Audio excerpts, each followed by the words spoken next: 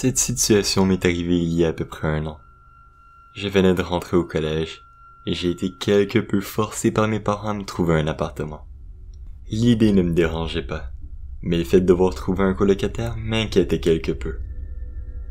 Durant ma recherche du coloc idéal, j'ai fait quelques rencontres assez louches, mais celle-ci prend la cerise sur le gâteau. J'avais posté une annonce sur Craigslist pour trouver un logement qui avait besoin d'un locataire dans les 300$ ou moins par mois. Mon annonce mentionnait de ne m'envoyer uniquement que des textes pour me rejoindre. Cela peut paraître enfantin, mais j'ai toujours trouvé le fait de parler au téléphone quelque peu malaisant. Et j'ai reçu quelque temps après un appel d'un homme, n'ayant clairement pas lu qu'il fallait me contacter par texte. Mais bon. Au début, l'homme était plaisant et normal. Il m'a informé qu'il avait une chambre de disponible ainsi que quelques détails relatifs à l'endroit. Après avoir discuté quelque temps pour déterminer l'heure de la visite ainsi que vérifier quelques détails relatifs au logis, la conversation a commencé à tourner vers des sujets plus abstraits et quelque peu malaisants. Le genre de conversation où une personne semble tellement investie dans le sujet que couper court à la conversation est simplement impossible. L'homme me parlait de sujets assez étranges tels que la vie, la mort, une puissance suprême. Bref, une conversation assez bizarre. La conversation durait près d'1 heure. Ne me jugez pas, je suis vraiment atroce pour interagir avec quelqu'un au téléphone. Chacun ses points faibles, quoi.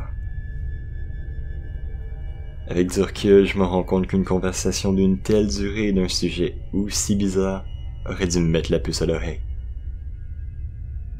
Malgré tout, je me suis déplacé pour aller rencontrer l'homme alors que nous avions convenu. Si cette rencontre m'a appris quoi que ce soit, c'est l'importance qu'une première rencontre avec un inconnu devrait se faire dans un lieu public.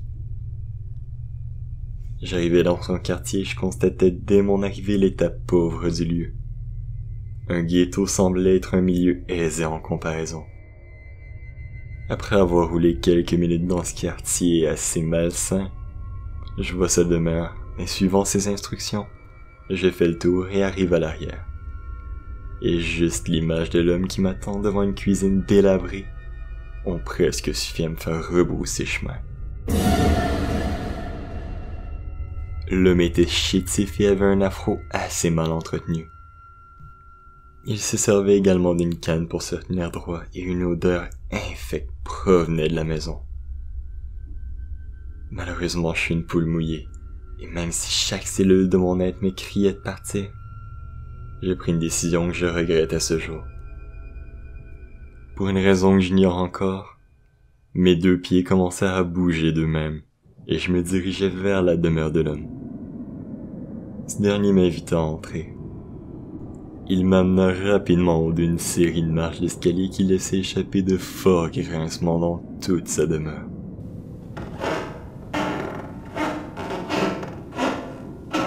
Arrivé en haut, il me montra la chambre, ou du moins ce qui faisait office de chambre. Et mon Dieu, jamais, au grand jamais, je n'aurais vécu dans cette pièce, même gratuitement. Un matelas poussiéreux jonchait le sol, et je pouvais apercevoir plusieurs insectes qui grouillaient sur les murs. Et l'odeur, mon Dieu, cette odeur. Je ne sais pas ce jour ce qui causait une telle odeur, et très sincèrement, je ne veux pas le savoir. Après avoir vu ma chambre, j'ai décidé que j'en avais assez vu. Mais l'homme semblait motivé à me parler et à me garder le plus longtemps possible dans cet endroit. Je m'excusai et lui demandai où se trouvaient les toilettes. Il m'indiqua une petite pièce au rez-de-chaussée. Fermant la porte et constatant qu'une fenêtre menait à l'extérieur, je pris ma chance. Au même moment où je réussissais finalement à me faufiler par cette fenêtre, je vis 2 véhicules avec au moins 4 personnes par véhicule arriver devant la maison.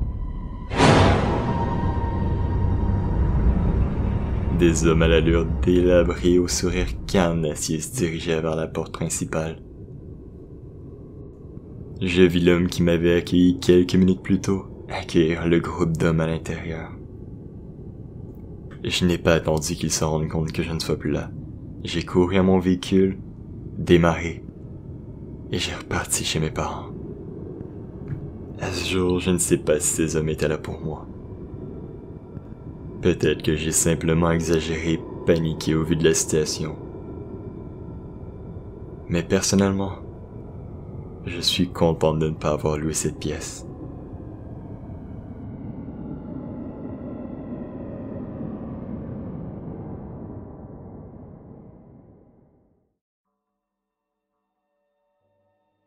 Lorsque j'avais 21 ans, j'ai dû transférer dans un nouveau collège à San Francisco. Cela m'a forcé à me trouver un nouvel appartement sur Craigslist.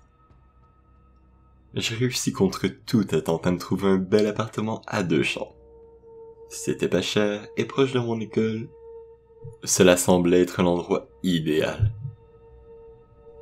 L'autre personne qui vivait dans l'appartement était une jeune fille de 29 ans qui s'appelait Betty. Elle était grande et assez bien garnie. Elle avait les cheveux noirs et un look quelque peu gothique. Elle avait l'air bien amicale au début, quoiqu'elle était un peu réservée. Malgré tout, elle semblait bien m'apprécier, et elle ne semblait pas avoir de problème avec le fait que j'emménage. Pour l'instant, tout allait bien. Pour ma première nuit à l'appart, nous sommes partis chercher une pizza au restaurant du coin. Mais je pouvais voir que quelque chose semblait la tracasser. Durant tout le souper, elle n'arrêtait pas de me comparer à Shia LaBeouf.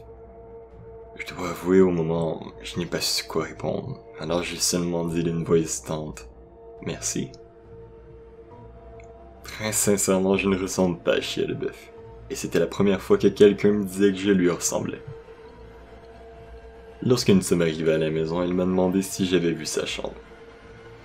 Je lui ai bien sûr dit que non.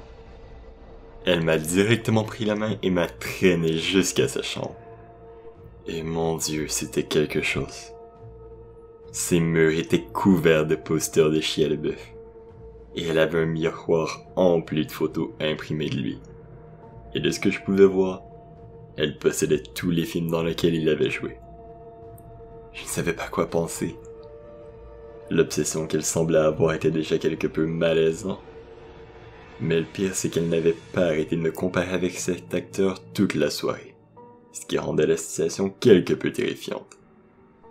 Les premières semaines de notre cohabitation se sont bien passées, quoique je la voyais très peu. À vrai dire, on ne passait presque pas de temps ensemble. Elle terminait de travailler et allait directement dans sa chambre. Et c'est là qu'elle passait toute la soirée à l'intérieur. Il y avait une chose qui m'empêchait quelquefois de dormir par contre. Et c'était son rire.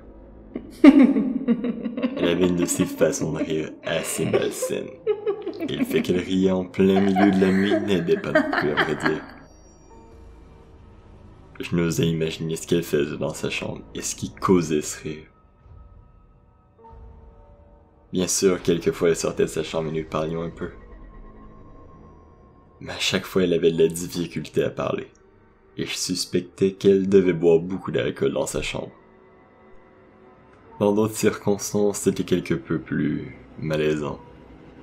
Elle sortait de sa chambre, et elle ne disait rien. Elle faisait juste rester là dans le passage, et me regardait assis sur le sofa. Dans la plupart des cas, je me retournais assez surpris et je la saluais. Mais elle ne me répondait pas, et commençait juste à rigoler avec ce foutu rire qui me foutait la chair de poule. Une nuit, vers 2h du mat', je me suis fait réveiller par ce qui semblait être le son de la porte d'entrée qui s'ouvrait. J'allais voir ce qui se passait, mais la seule chose que je pouvais voir était Betty. Elle était devant la porte d'entrée. Il l'ouvrait et la refermait à intervalles. La chose qui était vraiment malsaine, et qu'à chaque fois qu'elle l'ouvrait et la fermait, je pouvais l'entendre murmurer « Max! Max! Max! Max! » La voir en train de murmurer mon nom en plein milieu de la nuit m'a profondément choqué. Le fait qu'elle ressemblait à une plus grosse version de la fille dans le film Le Cercle n'a pas aidé. J'ai vite tourné les talons et suis reparti dans ma chambre en priant pour qu'elle ne me voie pas et par miracle, j'ai réussi à m'endormir. Une autre nuit alors que j'écoutais un film dans le salon, elle est sortie de sa chambre et a ouvert la lumière de la lampe du salon. Cela m'a forcé à mettre le film en pause. Elle commençait vraiment à me gonfler avec ses caprices. C'est là qu'elle a commencé à parler de son ex. Je dois avouer, je ne savais pas comment réagir. Le pire, c'est que plus elle parlait de lui, plus elle parlait fort. Sa voix devenait graduellement un cri. Mes efforts pour lui indiquer qu'elle devait baisser le volume par crainte des voisins furent en vain. En plein milieu de sa rage, elle dit quelque chose qui me glaça le sang. Si jamais je le revois, je lui tranche la gorge à ce salaud. Ce qui était pire, c'est qu'après qu'elle eut exprimé le désir de lui trancher la gorge, elle se remit à rire. Se foutu rire. Je me suis rapidement dirigé vers ma chambre et j'ai fermé lourdement la porte. Cela m'a pris énormément de temps à m'endormir cette nuit-là. Et à vrai dire, je ne sais pas comment j'ai fait. Mon repos, par contre, fut de courte durée. En plein milieu de la nuit, j'ai été éveillé par un grincement sourd. J'ouvrais les yeux et mon cœur fit un bond dans ma poitrine. Betty sonnait dans l'entrebrassure de la porte de ma chambre. Elle me regardait avec un regard vide de toute raison. Des frissons parcoururent chaque parcelle de mon être. Mais je parvins tout de même à trouver la force de lui crier de sortir. Pour je ne sais quelle raison, elle m'a écouté et elle est retournée dans sa chambre. J'étais en état de choc. Je passais le restant de la nuit à fixer ma porte. Mais rien ne se passa. Le silence emplissait mon appartement. Le matin venu en sortant de ma chambre, j'ai vu un couteau de steak devant ma porte. Et les paroles de Betty me revinrent en mémoire. Cette tarée allait me trancher la gorge, pensais-je. C'en était trop. La fin du mois était arrivée, et heureusement pour moi, mon contrat était un contrat mensuel. De ce fait, je me suis empressé d'appeler le propriétaire pour mettre fin à mon bail.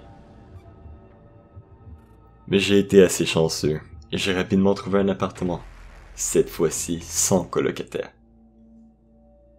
Betty m'a envoyé une 50aine de messages textes depuis mon départ. Allant Dieu, comment vas-tu?